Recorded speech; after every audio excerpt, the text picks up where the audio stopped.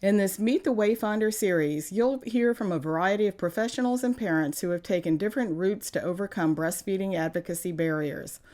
All of the participants share their personal responses to three questions. When were they first exposed to breastfeeding? Were they surprised to discover barriers to breastfeeding, particularly in their field? And how have they overcome, transformed, or moved beyond these barriers? To fully enjoy the Meet the Wayfinder series, you can watch this overview featuring highlights from the individual interviews.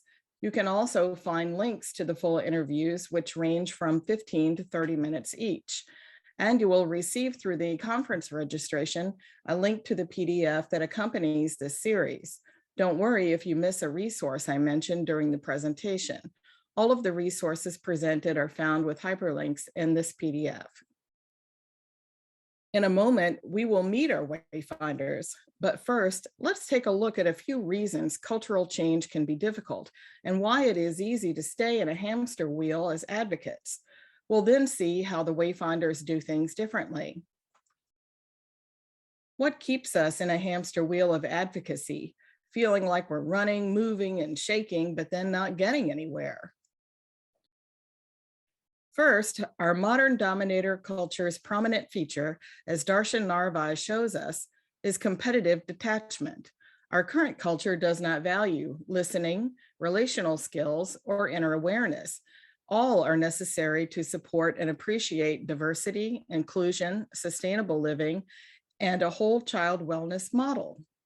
Second, our current culture values convergent thinking, only working with known quantities that keep us moving inside of known power structures that continue unsustainable ways of living and patterns of systemic oppression.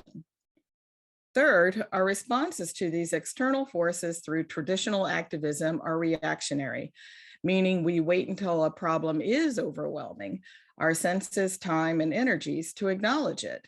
And then we protest, march, and express our outrage in social media campaigns. This sort of traditional activism has its place, but it is not how real change is made, according to our Wayfinder stories. Fourth, existing institutional structures are usually too compromised, conflicted, and insular to fully embody new values and visions. Parallel structures are needed for this purpose. And fifth, because our current culture expects conformity, in-the-box thinking, and traditional reactionary after-the-fact activism, there's nothing new to integrate into the old way of being, thinking, and existing culturally. This way of being, of waiting for external forces to change and support individual and collective wellness, is no longer necessary. Let's be like this little guy and just stop running ourselves ragged in a way of advocacy that gets us nowhere. How did our wayfinders create change? Where did most of our wayfinders begin? They begin by listening to inner guidance that questions and re-envisions the environment of their day-to-day lives.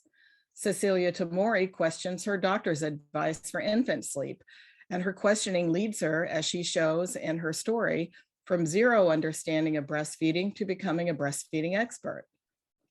When we follow a call to investigate and create a different reality for ourselves and others, this process is called following or answering the call.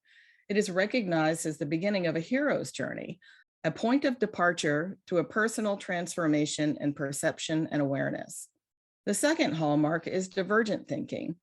Divergent thinking calls upon our capacity to think outside the box, to use our imaginations, and to see the big picture. The third hallmark is kindred activism. This theory of activism involves centering the needs of children in social justice work while valuing the inner skills of mindfulness and outer skills of relational activism. Kindred activism is being developed and explored through the Kindred Fellowship Program. It has been featured in the past year on posts at Rutgers University's Childism Institute and Rian Eisler's Center for Partnership Studies.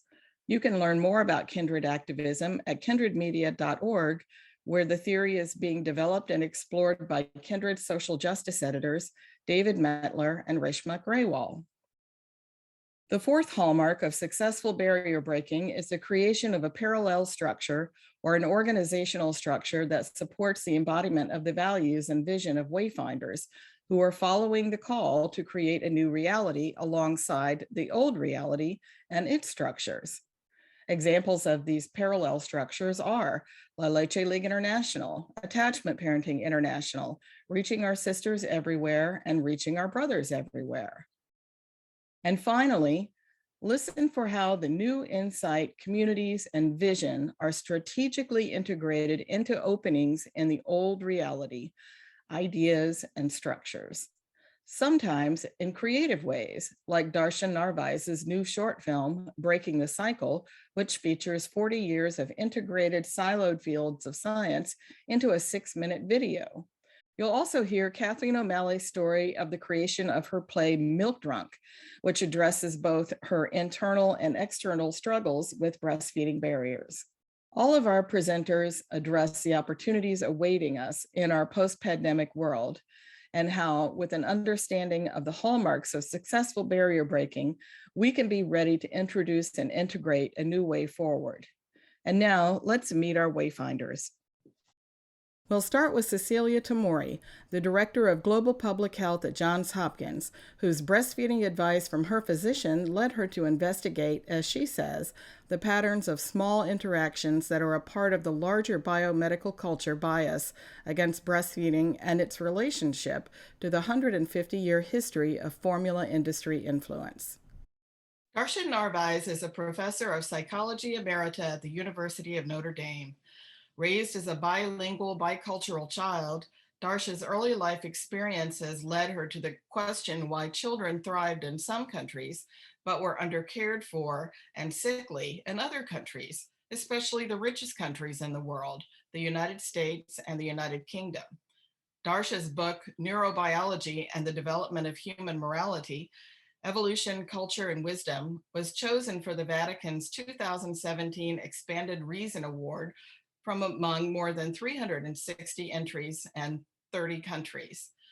You can find Darsha's work at the Evolved Nest Initiative online, and you can join live ongoing discussions about the Evolved Nest latest film project, Breaking the Cycle. Stay tuned after this interview to watch the 6-minute film. Dr. Kumari Bug is the founder and president of Reaching Our Sisters Everywhere. She is a winner of multiple Lifetime Achievement Awards and has dedicated 40 years of her professional nursing career to decreasing breastfeeding disparities in the African American community. She has also worked with local and national organizations to transform hospital culture, educate medical practitioners and nurses, and more recently, her organization, ROSE, is taking on the state of Georgia in ongoing litigation for its disenfranchising and oppressive lactation support provider laws. Described by the New York Times Magazine as having something approaching rock star status in her field, Joan C. Williams has played a central role in reshaping the conversation around work, gender, and class over the past quarter century. Williams is a distinguished professor of law, Hastings Foundation chair, and founding director of the Center for Work-Life Law. Williams' path-breaking work helped create the field of work-family studies and modern workplace flexibility policies.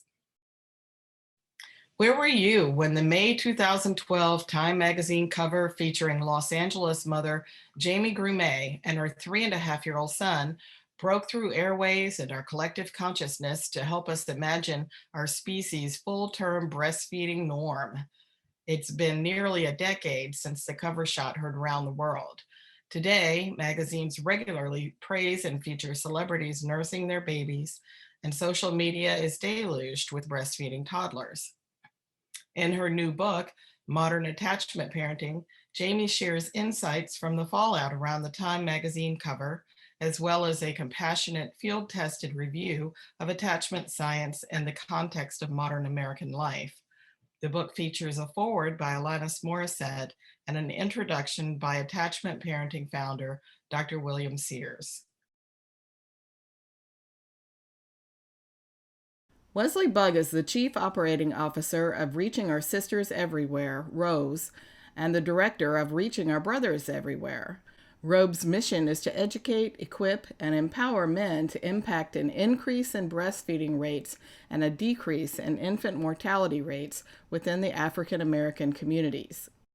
You can meet the Men of Robe in Kindred's 4-part oral history series, standing at the intersection of fatherhood, infant mortality, breastfeeding, and social justice at kindredmedia.org. Stay tuned at the end of the interview with Wesley to watch 2 Robe videos, one animated video on postpartum care for mothers, and one hilarious video for dads of a toddler's intergender nipple confusion. You can visit Robe at breastfeedingrobe.org. Jaysha Lyons Echohart is a birth worker, student midwife, and co-founder of the Indigenous Milk Medicine Week, celebrated the second week of National Breastfeeding Month in August. In her play Milk Drunk, Kathleen O'Malley integrates her education in theater, women's studies, the social and therapeutic application of the arts, and her early experience of motherhood. As Kathleen shares, the play is the result of her need to explore both inner and outer barriers to breastfeeding her first child, including the lack of support for family life in the arts. Patty Cornwolf is one of the founding directors and mentoring mothers of Kindred World, an American grassroots nonprofit founded a quarter-century ago by parents and professionals advocating for holistic wellness models and family-friendly policies. The consciousness-raising nonprofit was founded in the middle of America's 50-year decline to the bottom of all developed nations' rankings for child wellness, according to the United Nations. Today, Kindred World still exists in many initiatives, including the Kindred Media Initiative producing the Meet the Wayfinders series. Today, Patty is a labor and delivery nurse with 3 grown children. When she is not tending to moms and babies, she travels the country with her husband in search of the best rock climbing and mountaintop views. I'm Lisa Reagan, editor of Kindred Media and co-founder of Kindred World. Kindred Media is a nonprofit initiative and alternative media platform. I'm honored to be invited to produce the Meet the Wayfinder series, Breaking Barriers in Breastfeeding Advocacy, for La Leche League International's 65th anniversary conference. Now let's meet our Wayfinders.